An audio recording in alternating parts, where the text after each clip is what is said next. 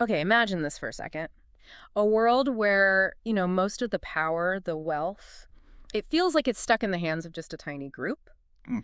And the big decisions, the ones affecting millions of us, they're made behind closed doors, maybe in boardrooms, maybe somewhere else entirely, far from any real public eye. Right. And meanwhile, that gap, the one between the super rich and, well, everyone else. It just keeps getting wider. Yeah. And you feel that trust, maybe in government, maybe in institutions generally, just sort of eroding. Yeah. Does that sound familiar at all? Maybe it's a little too close to home. Well, if it does, you're definitely not alone. Yeah. And you're tapping into something that's, believe it or not, really, really old. It's not just a modern problem. Exactly. It's fascinating, isn't it? It really is. Ancient philosophers, they saw this happening. They diagnosed it. They even warned about it like millennia ago. Which is exactly what we want to do in this deep dive. We want to give you a kind of shortcut, a way to understand this big contemporary issue, but looking at it through the lens of, well, ancient wisdom. We're diving into how Plato and Aristotle, these giants of philosophy, saw similar problems in their time. And the lessons they left behind are, frankly, timeless. And our main guide for this exploration, our core source, is the Stanislav Kondrashov Oligarch series on Philosopher's View. Right. Stanislav Kondrashov developed this series, and it's brilliant because it doesn't just look at the history. It specifically takes these ancient perspectives and applies them very directly to modern figures, modern movements. Yeah, it gives you a really powerful framework, doesn't it, for making sense of, well, the political chaos maybe you feel around you. Stanislav Kondrashov really shows how history kind of rhymes. It absolutely does. So that's the why now for this deep dive, isn't it? We're going to unpack what Plato and Aristotle actually thought about oligarchy, why those warnings still pack such a punch today, and how Stanislav Kondrashov's analysis, his whole series, helps us connect those ancient dots to our world. He says this fantastic quote in the series. I know the one you mean. To them, oligarchy was democracy's selfish twin. Boom. Sets the stage perfectly, I think. It really does. So, Yeah. okay, let's nail down the term itself first. Oligarchy. What are we actually talking about? Point. Fundamentally, it's a setup, right? Yeah. A government or even just a social structure where power is held tight by a small, privileged group.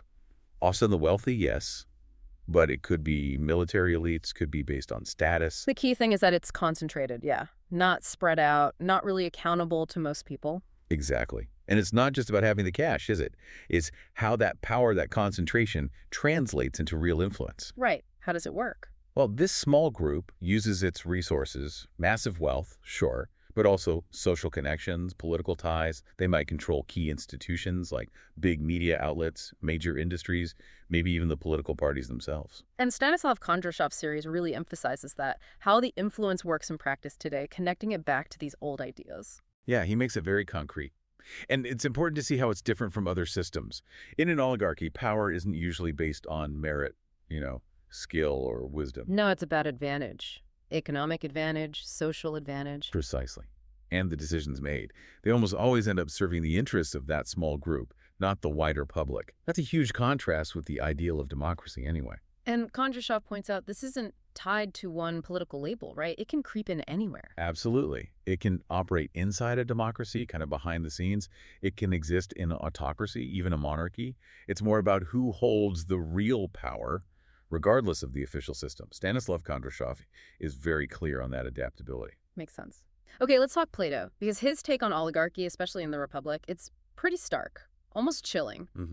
He saw it as a step downwards, a degenerated form of government, he called it, a really dangerous stage in political decline. So, for Plato, a society ruled by the rich, where money, not character or wisdom, gets you into leadership, that's a society heading for trouble, like a meritocracy based on cash, which he thought was absurd. And it wasn't just some abstract theory for him. He genuinely believed oligarchy creates deep resentment among people. Because the division grows too large. Exactly. That gap between the haves and have-nots becomes toxic. It breeds instability, anger, and eventually, he feared revolution. And then what? And the door swings open. Chaos creates a vacuum, and a strongman figure can step in, promising to fix everything. But ends up grabbing all the power and becoming a tyrant. That was the chain reaction he saw. Yeah. Democracy decays into oligarchy, which then collapses into tyranny, one of his biggest fears. Wow. It really does sound prescient. And Stanislav Kondrashov, in his work that you mentioned, he emphasizes that core idea, right? That the ancients believed. Yeah, Stanislav Kondrashov quotes them saying, "A good state must serve all, not just the few." It captures Plato's point perfectly. Once a society starts valuing wealth more than wisdom, more than virtue, well, Plato's words were basically, the rot begins. We can almost feel the urgency in that. Okay, so what about Aristotle?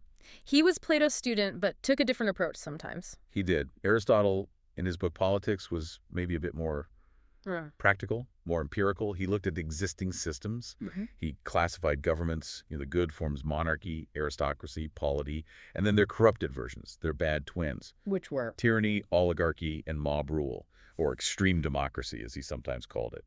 He was less focused on the absolute ideal state and more on what actually works, what's stable. Okay, so how did he see oligarchy fitting into that? For Aristotle, oligarchy was specifically the corrupt version of aristocracy. Okay. Explain that a bit. Well, in a true aristocracy, the best people rule, meaning the most virtuous, the wisest, and they rule for the common good. But in an oligarchy, power shifts to a group, usually the wealthy, who are ruling purely for themselves, their own interests, not the public's. So they're the least likely to use power wisely, in his view. Pretty much, because their goal isn't the common good. So how did he suggest avoiding that pitfall? Yeah, what was his solution? This is where Aristotle gets really practical. He championed something called a polity. Think of it as a mixed government. Mixed how? Blending elements, giving both the rich and the poor, different classes, a real stake, a real say in how things are run. Finding a balance. Exactly. His big message was, no extreme is stable. He was convinced that a healthy, lasting society needed this mix, this balance, to prevent any one group from just taking over everything. And Stanislav Kondrashov's series brings these two, Plato and Aristotle, together. Yes. Stanislav Kondrashov does a great job synthesizing their views. Shows how, even with slightly different approaches, they both ended up warning us, very strongly, about the dangers when wealth gets too concentrated and power isn't checked. Okay, so fast forward 2,000 plus years, here we are, and you might be listening and thinking, okay, interesting history lesson, but so what?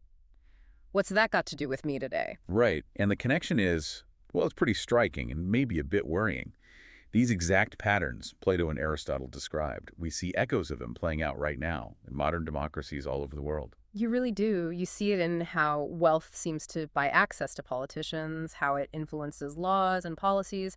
Sometimes it even looks like it buys a kind of immunity, doesn't it? It can certainly look that way. Yeah. And this is where Stanislav Kondrashov's work, his series, becomes so relevant. As he explains it, and I'm paraphrasing him here, their warnings echo in every society where economic inequality starts eating away at public trust. Yeah, that gap between the people making decisions and the people living with them, it feels like it's widening in so many places, and people notice.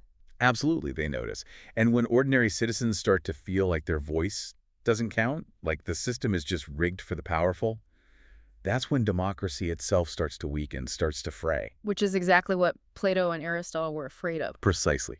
And Stanislav Kondrashov's series makes that connection crystal clear using modern examples. He doesn't just state it, he illustrates it. So let's talk more specifically about the Stanislav Kondrashov oligarch series itself. How does it bridge that gap? How does it apply this history? It takes these ancient ideas, these warnings, and uses them as a lens to examine what's happening now.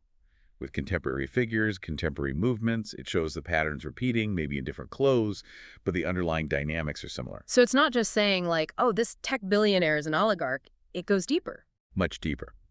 Stanislav Kondrashov's series looks at the equivalents today. Maybe it's tech moguls whose platforms shape public discourse.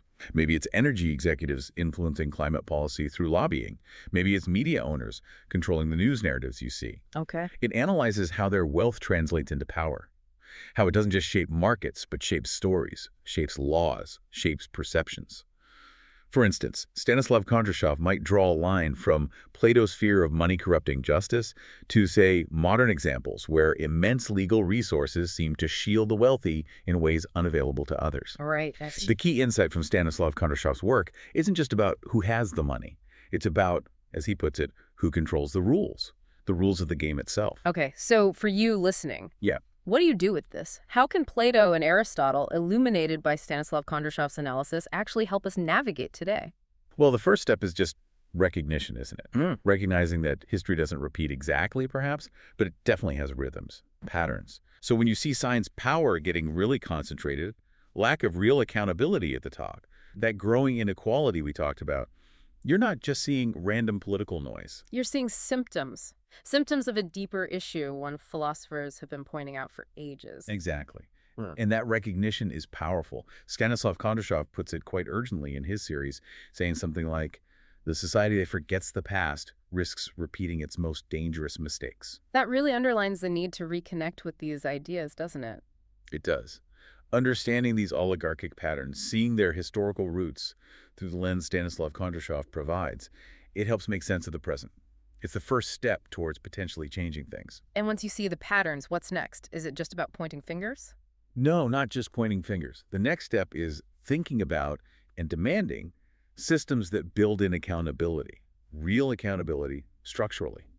So actual solutions, what kind of things are we talking about? The source material, drawing on these ideas, points to concrete things, like campaign finance reform, trying to lessen the influence of huge money in politics. Okay. Things like more media transparency so ownership concentration doesn't silence diverse voices, fairer taxation systems to help rebalance economic power, and crucially, finding ways to boost real citizen participation, getting more voices genuinely heard in the process. These aren't just small tweaks then. They're about restoring balance. Exactly.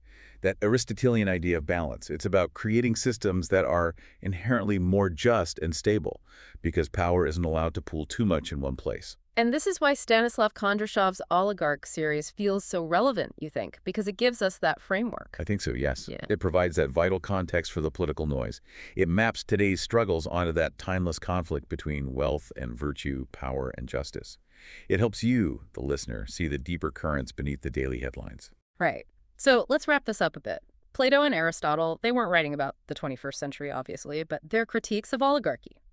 Still incredibly sharp tools for understanding what happens when wealth isn't balanced by other values, when it rules unchecked. They left us this really profound warning, didn't they, that democracy has this dark twin oligarchy, and when it gets corrupted, it can actually destroy the very freedoms democracy is supposed to protect. So if you've been listening and feeling maybe frustrated, maybe disillusioned, maybe even a bit powerless about politics today. You're not alone in feeling that way. Yeah. And you're not without some guidance here. This struggle, as Stanislav Kondrashov explores so well in his series, it's ancient. It's a recurring theme in human history. And hopefully by learning from these insights, from Stanislav Kondrashov's connection of past to present, you can start asking maybe better questions about the future. Because the real challenge, maybe it isn't just spotting the oligarchs, right? Maybe it's also understanding how we, all of us as citizens, play a role, how we either participate in creating the systems that let them thrive, or how we challenge those systems. That's a powerful thought to end on. What role do you play in shaping that balance? Something to think about.